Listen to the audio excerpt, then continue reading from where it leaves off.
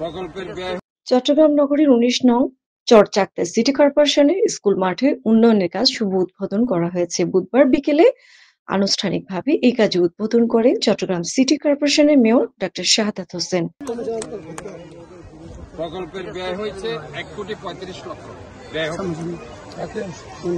এবং কাজের ধরন হচ্ছে মাঠের হাঁটার জন্য ওয়াকওয়ে থাকবে, হাঁটতে পারবে, গ্যালারি স্থাপন করা হবে, গ্যালারি মাঠে খেলাধুলার প্রকল্পটির ব্যয় ধরা হয়েছে ১,৩৫,০০,০০০ টাকা।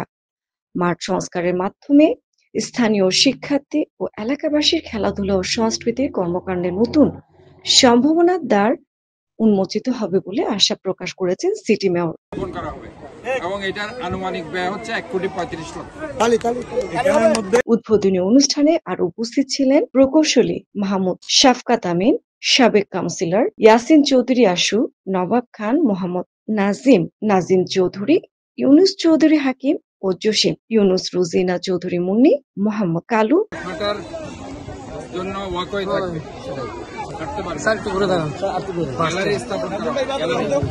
ডেস্ক নিউজ, নঙ্গল, চট্টগ্রাম।